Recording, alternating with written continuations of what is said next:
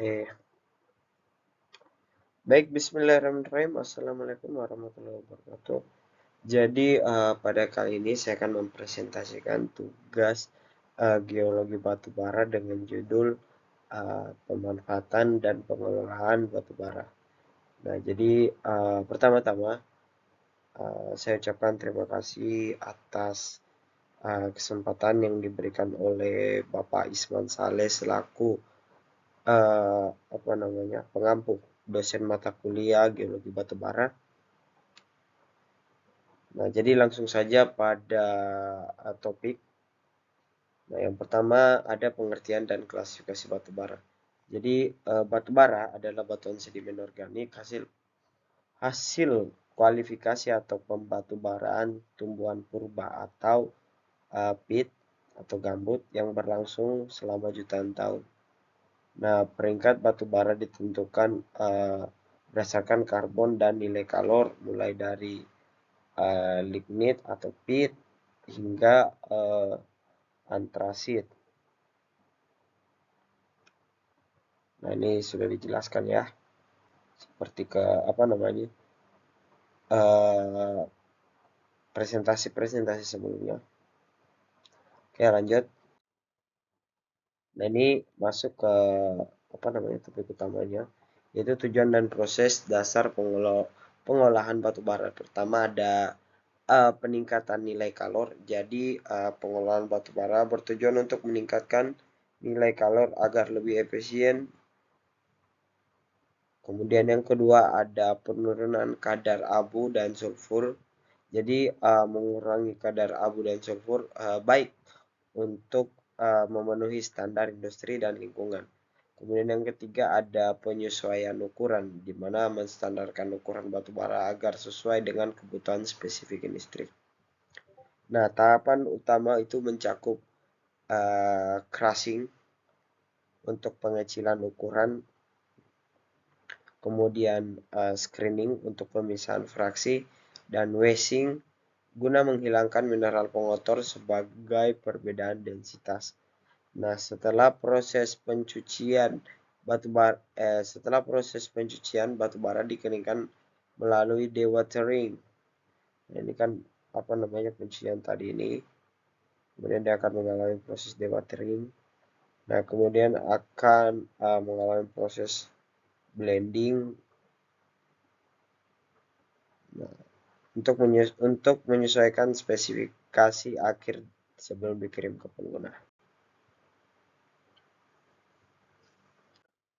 Oke, lanjut pemanfaatan batu bara. Ini ada 4 pemanfaatan yang saya ambil ya.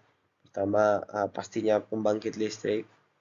Jadi dia ini juga batu bara juga ini sangat mantap ya untuk apa namanya pembangkit listrik. Cuman dia ini minusnya ada limbahnya, beda sama pembangkit listrik yang itu, yang tenaga apa namanya tenaga angin.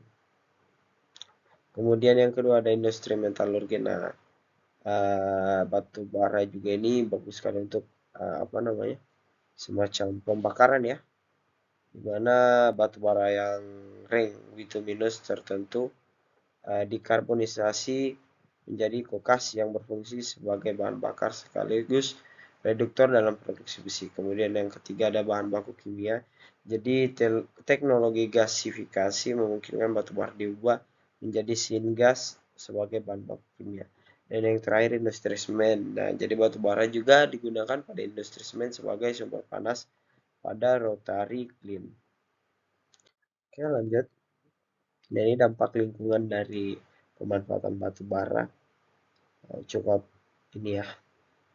Jadi seperti emisi CO atau karbonat, sulfur, dan nitrogen dari proses pembakaran yang berkontribusi terhadap perubahan iklim dan penurunan kualitas udara. Jadi di area tambang pembentukan air asam tambang atau AAT atau juga AMD dapat mencemari tanah air. Nah, ini contohnya nih warna merah nih airnya. Ini juga. Nah, jadi limbah seperti fly ash dan bottom ash juga memerlukan pengelolaan yang tepat agar tidak menimbulkan risiko kesehatan maupun lingkungan. Dampak ini menjadikan pengendalian dan mitigasi sebagai bahan wajib dalam rantai produksi batu bara. Oke, kemudian slide kelima. Jadi ada teknologi mitigasi arah pengembangan. Nah, teknologi ini terbagi menjadi tiga. Teknologi mitigasi emisi, pengembangan berkelanjutan, dan tren industri. Jadi yang pertama dari teknologi mitigasi emisi yaitu FGD atau flue gas desulfurization untuk mengurangi kadar dari sulfurnya. Kemudian ada SCR, Selective Catalytic Reduction untuk menurunkan NO. Dan yang terakhir ada ESP atau Electrostatic Precipitator atau back filter untuk menangkap partikulat. Kemudian yang kedua ada pengembangan berkelanjutan. Ini ada kedua teknologi CCUS untuk menangkap dan menyimpan CO2-nya. Kemudian ada PLTU ultra supercritical untuk meningkatkan efisien dan menurunkan emisi dan tren industri. Ada dua juga. Yang pertama ada CO firing biomasa untuk mengurangi ketergantungan pada batu bara murni. Kemudian yang kedua pemanfaatan batu bara sebagai bahan baku industri kimia. Jadi batu bara tuh ke kimia untuk operasi yang lebih bersih dan efisien. Kemudian kesimpulannya, jadi batu bara tetap sebagai sumber energi dan bahan baku industri yang penting.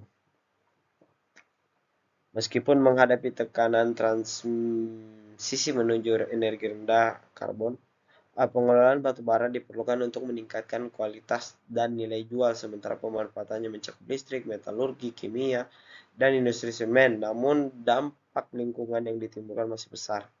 Jadi ya cukup ini ya. Dan juga membutuhkan teknologi mitigasi serta praktik pertambangan yang lebih bertanggung jawab ke depan. Keberlanjutan pemanfaatan batu bara bergantung pada kemampuan teknologi meningkatkan efisien dan mengurangi emisi secara nyata. Nah, jadi itu saja presentasi saya pada tugas kali ini. Lebih dan kurangnya mohon dimaafkan. Saya akhiri dengan ucapan billahi taufiq wal hidayah. Wassalamualaikum warahmatullahi wabarakatuh.